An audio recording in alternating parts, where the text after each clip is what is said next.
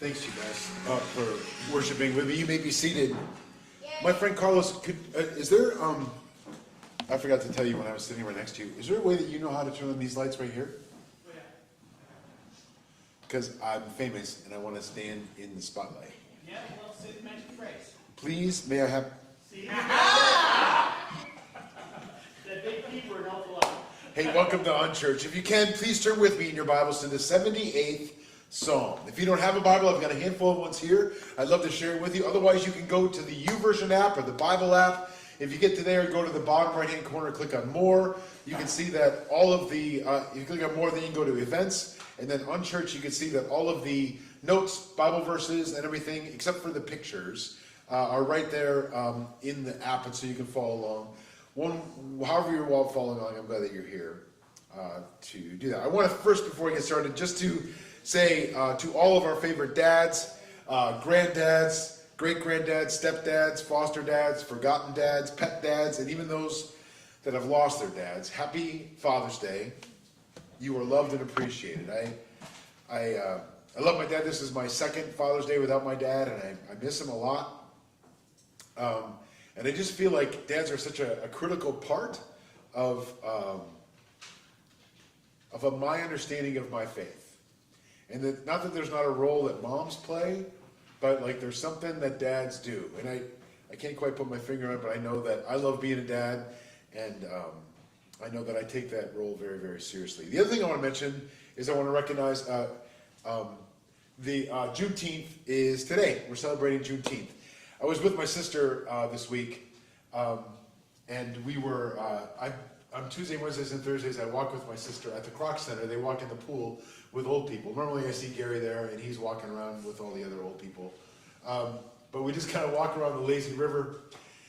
And I was talking to her about Juneteenth, and she had no idea what I was even talking about. And I get that, because this is the same sister, right? Little House on the Prairie sister that just reads like Amish romance novels and just doesn't know what's happening in the world at all.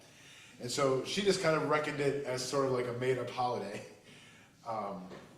that African-American people celebrate, as though it's, I don't know, made up. And, you know, I was talking to my friend Chris this morning, and he's like, it's not like it was a response to Independence Day. Like, it wasn't like a response to the 4th of July, but like not everyone was free on the 4th of July. You know what I'm talking about? Like, even then, there was people that lived here, that were born here, they were just as American as you and I, that were not free in 1776 or 1777 or 1778 or 1779 or 1780 or 1781.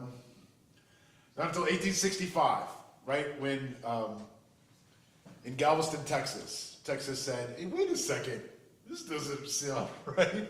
Black people are just people. They should have all the liberties that other people have. And so, anyway, Juneteenth is a celebration of that, when Texas recognized the liberty of black people, and dominoes have been falling slowly since then. And so anytime that we can, I feel like it's important that we recognize that because we're all, each of us, made in the image of God. Each of us is made in the image of God. Not just the people that look like us, but all people are made in the image of God.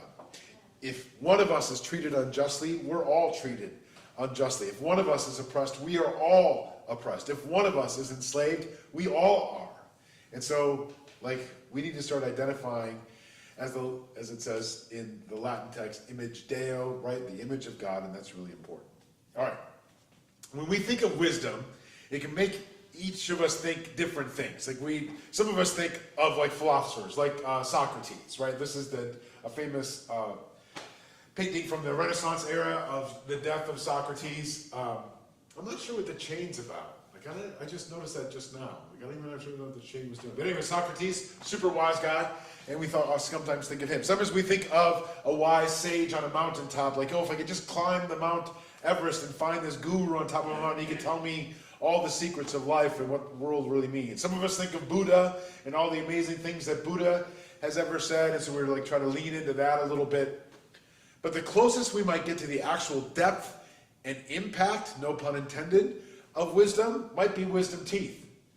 Like, I feel like your mouth goes through many changes over your lifetime. One major dental milestone that usually takes place sometime between the ages of 17 and 21 is the appearance of your third molars all the way in the back.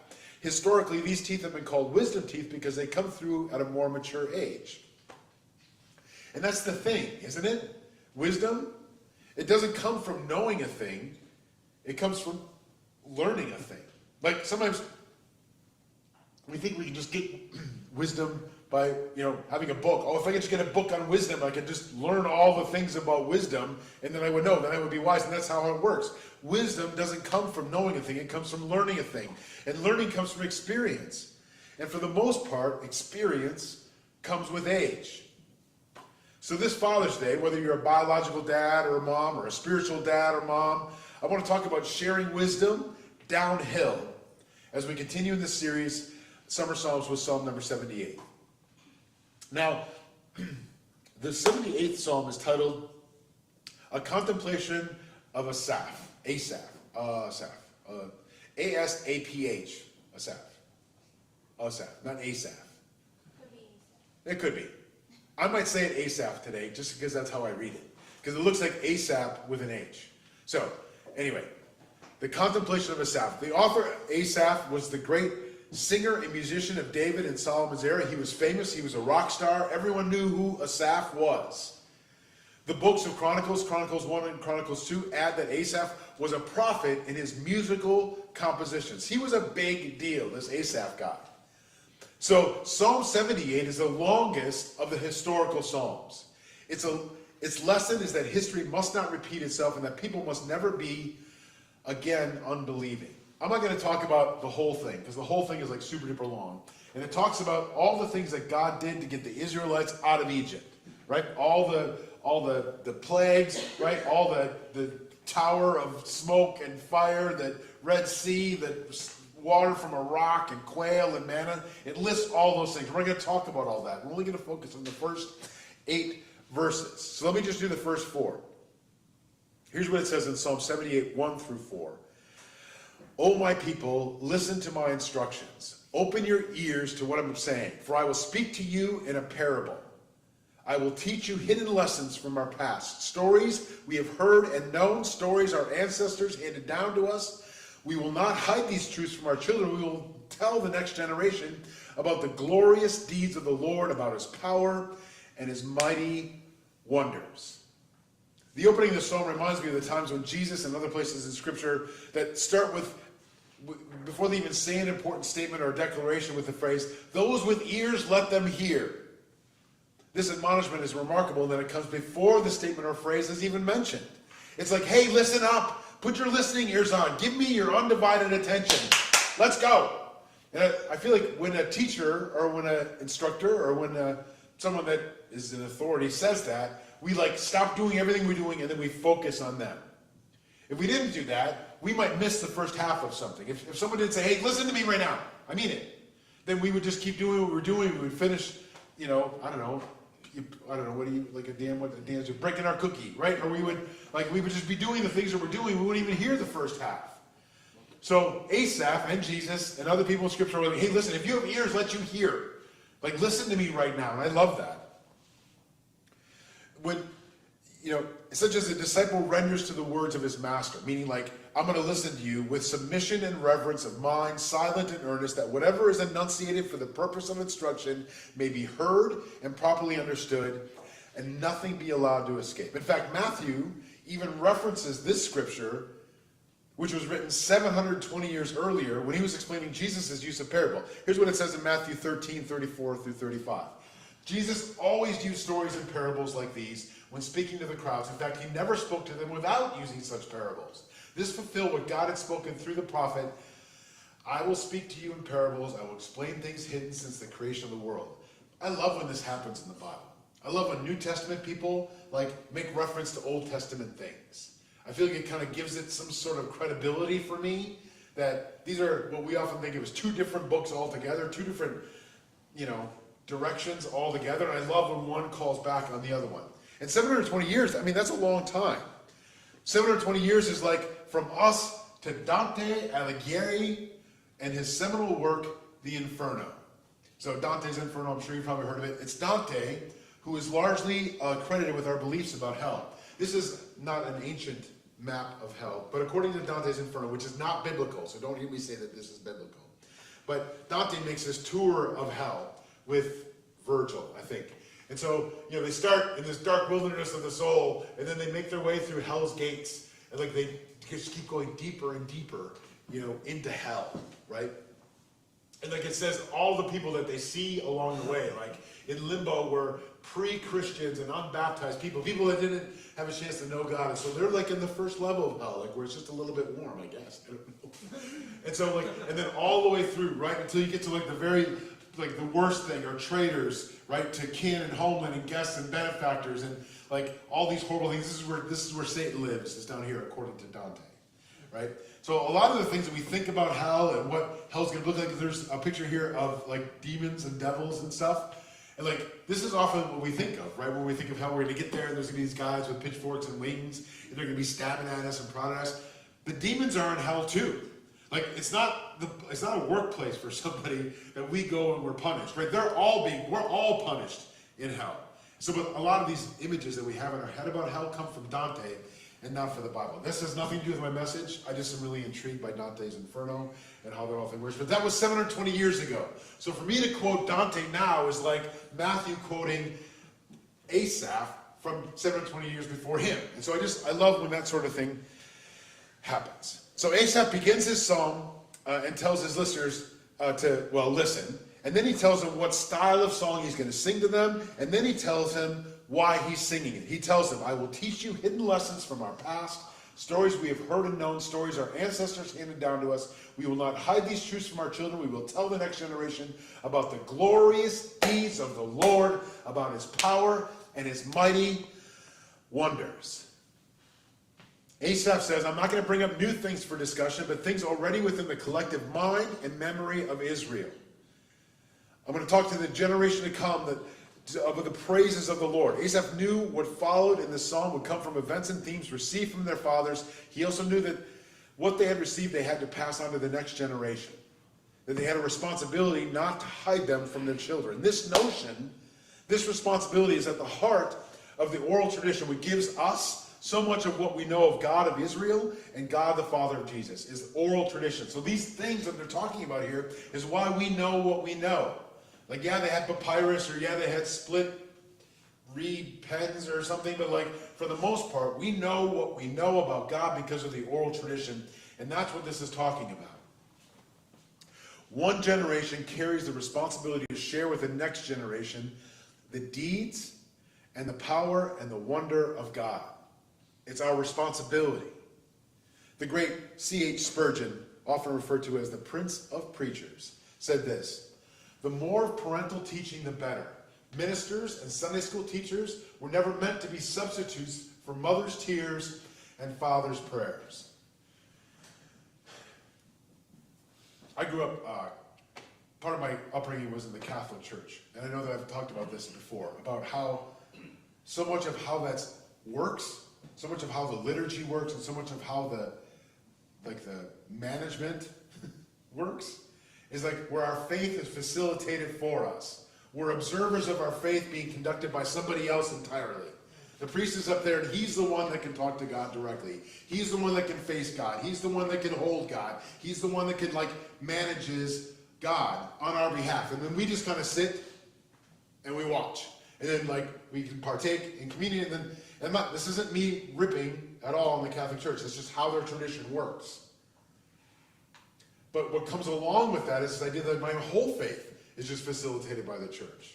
Hey, do you believe in God? Yeah, I totally go to church. Nope, not what I asked you. I asked you, do you have faith?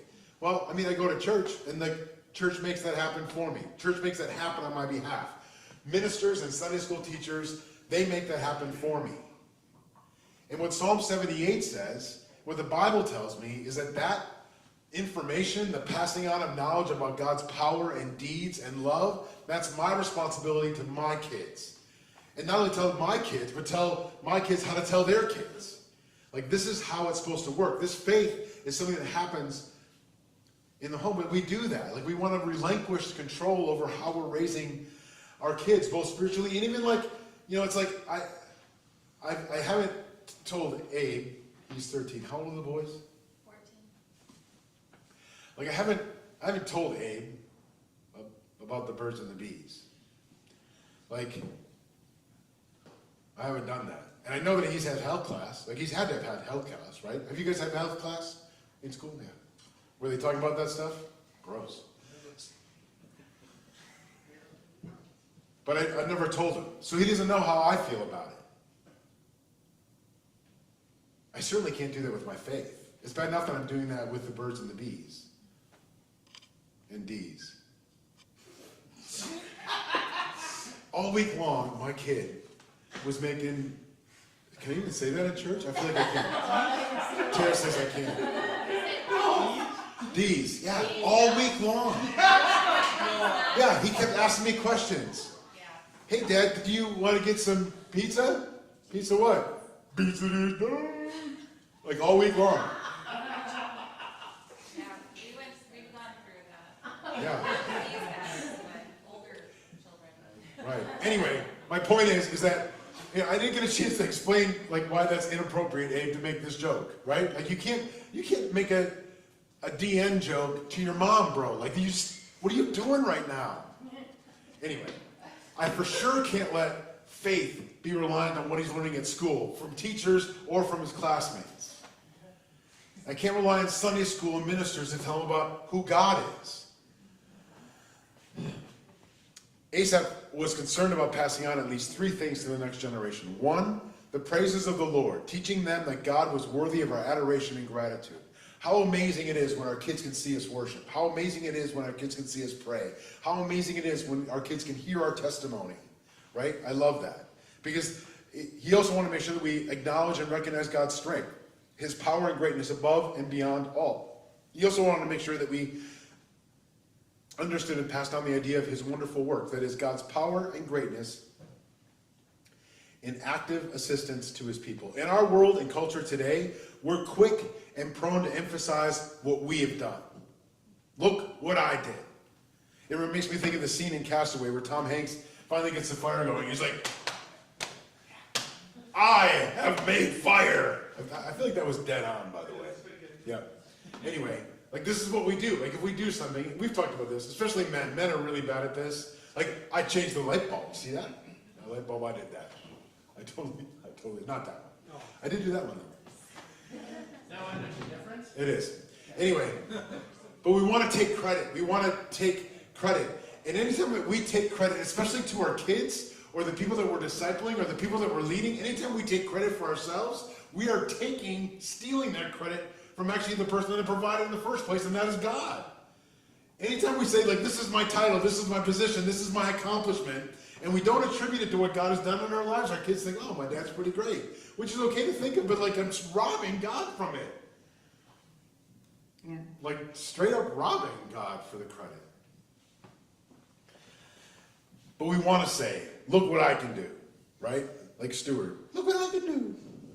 If you ever watched that show, that was a really funny show. Look what I can do. Anyway, look what I can do. Look what I have done. Look what I made happen. This psalm, though, isn't about instructing us to tell the next generation what we have done, but rather what God has done in spite of our humanness. This psalm is remarkably honest about the failings of God's people. The rest of it just goes on and talks about like all the ways that God kept delivering the Israelites and they kept ignoring the amazing things that he has done. Like, oh, we're so thirsty. Like, and then like he strikes a rock and like water comes out, like probably delicious Dasani water or fancier water than that. Evian water or Perrier water. I don't know why I popped that Perrier. Right? Like this. Right, smart water. Like this amazing water. Oh, we're hungry, so God like, oh, I do like Pellegrino though. That's my favorite. Yummy. Anyway, they're like, oh my gosh, we're hungry. So like God like has like chicken and a biscuit crackers. I don't know what manna really is, but I feel like it'd be like chicken and a biscuit crackers. Like every morning it's out. Oh, I'm sick of chicken and a biscuit crackers. I want something else. And then God like delivers quail every morning so they can have quail, and they're still mad about it. I mean, isn't that us all the time? Like God provides a solution, and we're like, I wanted a better solution than this one. Like I want more than chicken and a biscuit. I want like, I don't know what's better than chicken and biscuit, because chicken and biscuit's pretty good. Here's our friend Spurgeon talking about this topic again. He says, those who forget God's works are sure to fail in their own. Anytime we don't give God credit for what he's done, and we try to make our own work happen, we're going to fail in it. And that's just what we're prone to do. Again and again and again, God has gotten me out of the worst situations I could manage to get myself into. Again and again and again and again and again. Over and over and over again. And like we've talked about my crappity crap. I know that it, like, I posted this actually this week on social media. If we're not friends on Facebook, let's be friends on Facebook. And so I can see pictures of your hydroponic tower. That's what Gary does. He builds hydroponic towers. I don't even know what that means. I feel like it's just water plants, but I don't know for sure. Anyway, Lori Blaine is interested in hydroponics.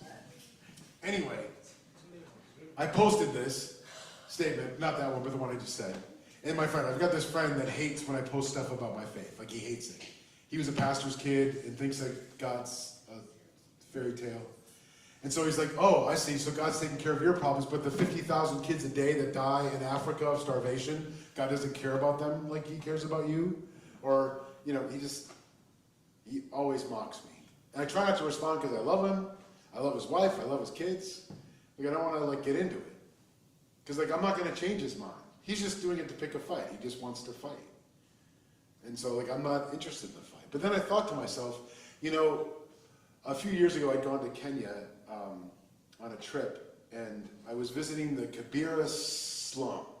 It's like the second largest slum. Like, there's a big giant one in India somewhere, but this is like the second largest slum. As far as the eye can see, right? Just corrugated metal leaned up against each other where people are living on the inside with their beds and their tables and their, like, there's like rivers of human gross just running through, and you build little bridges to get over it. And like the worst place in the world. Like the worst place I'd ever been in the whole world. But then I went to church with them on Sunday. And like they worshiped harder than I've ever seen us worship. They prayed harder than I've ever seen us pray. They believed harder than I've ever seen us believe. And I'm like, is it really a first world problem? Because I'm literally in the third world. And these people are like so hopeful of what God can do in their lives, or what God is doing in their lives. It's context. Yeah, I get it. Like when I'm complaining about, I don't know, whatever I complain about. Not having chicken and biscuit. Chicken and a biscuit. Sometimes I just like to lick off all the chicken and the biscuit stuff and just throw away the cracker. They should just sell that chicken and the biscuit flavor. Because you could put that on popcorn. How good would that be? Yeah. Yeah, that's special. Anyway, and so I don't know that he's right. I don't know that it's a first world versus third world problem. I just know that God's gotten me every bit of trouble that I've ever gotten myself into. Here's the second half of that introduction. Psalm 78, 5 through 8. For he issued his laws to Jacob. He gave his instructions to Israel. He commanded our ancestors to teach them to their children, so the next generation might know them, even the children not yet born. And they in turn will teach their own children. So each generation should set its hope anew on God, not forgetting his glorious miracles and obeying his commands. Then they will not be like their ancestors, stubborn and rebellious and unfaithful, refusing to give their hearts to God. This is the importance of passing down our faith, the importance of passing down what God has done. Then and now, God gives his word so that it will be transmitted to following generations. In theory, the revelation of God's word can perish and become utterly irrelevant if not passed on to the next generation. If we do this thing where we let the church raise our kids, and then like they stop going to church, now what? Now what? I've got no credibility with my kids because my kids thought that the church had all the authority. So I can't say, you should really go to church because whatever, mom, whatever, dad. If we let the church raise our kids, there's no credibility left. So if they become nuns, like not nuns like with the habit, but nuns, N-O-N-E-S, and they stop going to church, what I have to say is give me in because I've never talked to them all the way through. I never told them what God has done in my life all the way through. I've never shown them what God has done in my life all the way through. I took all the credit for myself. I was mad at God. They saw that I was mad at God. They never watched me pray over them. They never watched me pray over their mom. They never watched me worship. And now they're done with church and there's nothing I can do. We gave church all the authority and the church squandered it, and now what? Let's look at this very specific instructions. They come from a string of 5 verses. I'll read it to you real quick. There's just 5 of them. First in Deuteronomy. Always remember these commands I give you today. Teach them to your children. Talk about them when you sit at home and walk along the road. Talk about them when you lie down and when you get up. Write them down and tie them to your hands as a sign. Tie them on your forehead to remind you. Write them on your doors and your gates. You've seen like Hasidic Jews, right, or Orthodox Jews, and they've got like this box bound like on their forehead or this box bound on their arm, like this tied on thing. This is what they're talking about. They literally did this, right?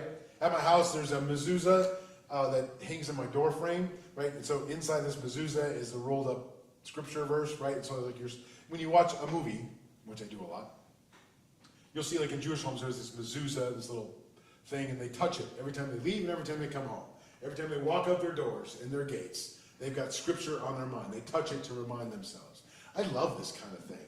This is the kind of thing that we just like left in the past. I'm like, oh, that doesn't really apply to me. That's Old Testament hullabaloo. Jesus was Jewish, and the foundation of our faith is Jewish. So don't think that this is all, well, we can talk about this another time. Anyway, write them down and tie them to your hands as a sign. Like every tattoo I have is a reminder to me not to be anxious and not to worry. Every tattoo I have. And my kid, he knows that. Abe knows that.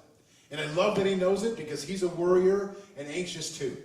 So I love that he knows that I rely on God for my anxiety and my worry. Yes, I take sertraline.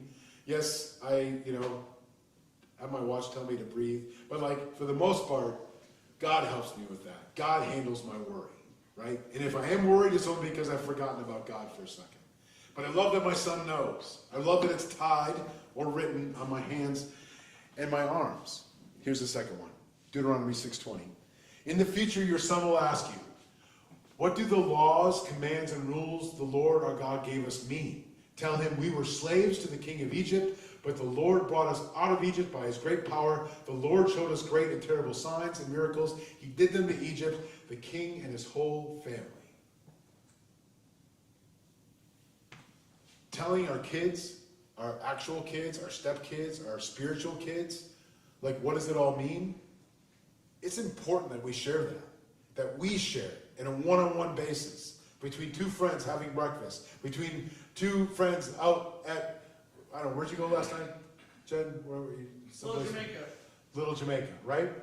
Right, so over a jerk chicken, right? Like sharing your faith there. It's not always about, if you died today, do you think you would go to heaven? That's not, I mean, that's an important question, but sometimes faith is like, I'm just at the end of my rope today. I was talking to my friend Tara, she's right over there, this morning about some despair that I'm in the middle of. The stuff at home, stuff with my business, stuff here. I'm just in despair, right? And so Tara and I weren't talking about if I died today, if I'd go to heaven. We were talking about like, here's my concerns. You know what I mean? And that was a faith conversation. And we should be having those faith conversations where we talk about the laws, commands, and rules the Lord gave us. What does that all mean? Number 3. I also did this so you could tell your children and your grandchildren. Tell them how I made fools of the Egyptians. Tell them about the miracles I did among them. Then all of you will know that I am the Lord. Next one, Exodus 12. When your children ask you, why are we doing these things? You will say, this is the Passover sacrifice to honor the Lord.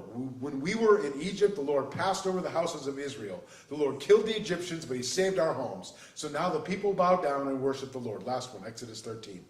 On that day you should tell your son, we are having this feast because of what the Lord did for me when I came out of Egypt. Our kids should see us celebrate our faith. Our kids should see us embrace our faith. And not only should our children be taught, they should be taught to teach their children so that the word and the work of God will continue throughout the generations. In this verse from Asaph, 5 generations appear to be mentioned. Fathers, their children, the generation to come, and their children, and then their children. 5 generations. They were never to lose sight of their history throughout all of the generations. And the purpose of communicating to the next generation is that they would learn to trust God for themselves, never forgetting his wonderful works. To the psalmist, losing trust in God and forgetting his works would lead to disobedience. If the younger generation is well instructed, they would be more likely to be obedient, avoiding many of the errors of their fathers. What not to do, right? I mean, we can instruct and demonstrate and display how to do something. We can open the book and say, this is what the book says. I got this book from Amazon and it says, this is how we do this thing. Google says, this is how we do something. I'm reminded of learning to play golf with my dad. He loved golf. He lived for it, always played golf. And I remember him helping me with my putting game by showing me the line. If you don't know, greens aren't flat and straight like they look like on TV. Like even in this picture, you look like, oh my gosh, yeah, here's the ball, there's the hole, hit it to the hole. But I didn't understand that greens aren't that way. They're crooked and bent and undulating, right? Like they're crazy greens. And so my dad would put his ball next to my ball and he'd strike it and he'd show me how the ball would bend to the hole. He saw it, but then he showed me what the line looked like. And I feel like we're called to show our kids the line. Through my experience, I know about the undulation and the bending and the warpedness of the greens. It's my responsibility to show them the line. So when we're raising kids at home or spiritually, we can sometimes instruct and demonstrate and display how to do something. But like the Israelites, we make mistakes. Little mistakes, big mistakes, catastrophic mistakes. Our kids can learn from those mistakes as much as we can. Like that's the fool me once, shame on you. Fool me twice, shame on me. Is that the way it goes? Like the first time I make a mistake, it's like you set it up, I should have learned the lesson, so I do it again. It's my fault. And so if we keep making mistakes, it's because we're not learning the lesson. Not only should we learn the lesson, but we should also make sure that our kids know about the lesson. Our kids can learn from those mistakes as much as we can if we don't bury our mistakes. If we don't keep our spiritual shirts on whenever they're around so they don't see our scars. It takes courage to admit your failures. It takes courage to own your mistakes. And so sometimes we won't tell our kids about the mistakes that we made or the poor decisions or whatever. And it makes me wonder where we got the idea that our kids should only see us as perfect and unfailing. Why do we think that those we disciple should only know about our successes and strengths? What's the cost, you guys, in admitting our mistakes, failures, and weaknesses? The only thing I can think of would be pride. The only reason I wouldn't tell my kids about the times that I failed is pride. I don't want to be embarrassed by my mistakes. I don't want them to know. I'm ashamed of what I've done. I don't want them to know, so I'm not going to tell them my mistakes. Even though God got me out of that mistake again and again and again and again, I'm not going to tell my kids about it because I'm embarrassed. I'm too prideful. But what does that get us? What's the ROI? What's the return on investment of pride? How does that pay off in the end? It doesn't. Pride never pays off in the end. On the other hand, what's the ROI on showing the next generation the line? I'll tell you what it is. It's off the charts. That's the ROI. Being humble enough to admit my mistakes and show them. Yes, we can pull out the manual and show our kids how it's meant to be done. Yes, we can stand behind them and hold their hands and help them with the proper motions. Yes, we can place our ball next to theirs and show them the line. All that instruction and discipleship is good, it's brilliant, it's effective, and it's wonderful. But when we're talking about something as big as God, as a problem solver as big as God, a make things righter as big as God, we have to give him credit. We have to show him what God can do. One generation carries a responsibility to share with the next generation the deeds and power and wonder of God. And where does God's best display? Where does he best display his deeds and power and wonder? It's when we mistake. It's when we fail. It's when we're broken. It's when we're defeated. That's when God shines the brightest. That's when God acts the biggest. That's when God moves the boldest. Is in our mistakes and in our failures and in our weakness. If you'll let him, God is our champion. Our victory is mapped out in our scars. As I was preparing the message, I recalled a message from our friend Pastor Sean Hennessy at Life Church. A few Father's Days ago, he said this: this Father's Day, give the greatest gift you can give back to your kids is to lift your spiritual shirt and show them the scars that map out the grace God has poured out on you. Show them Jesus by telling your kids your story.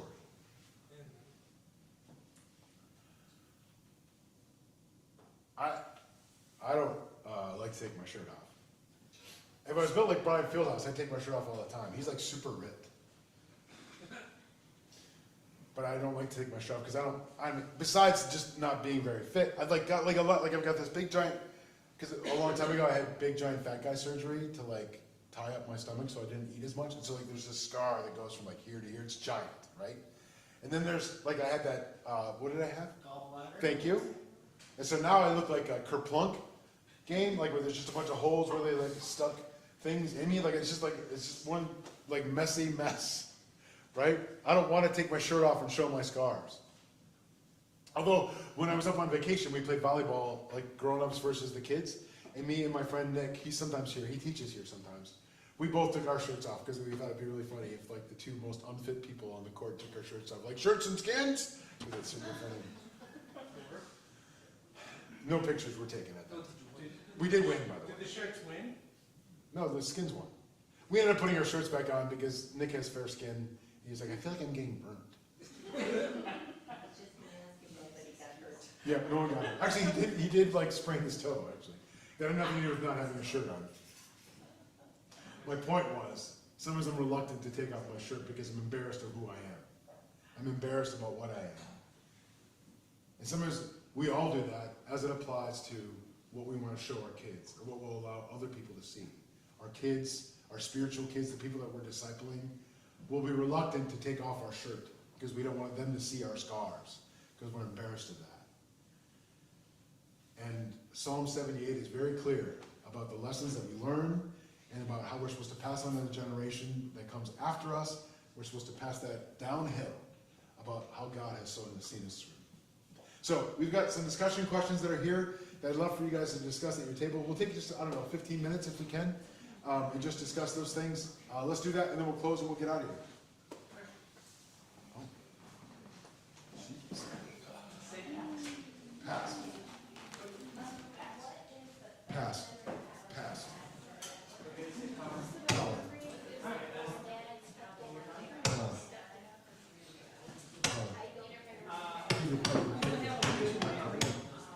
We need to get one of those image things.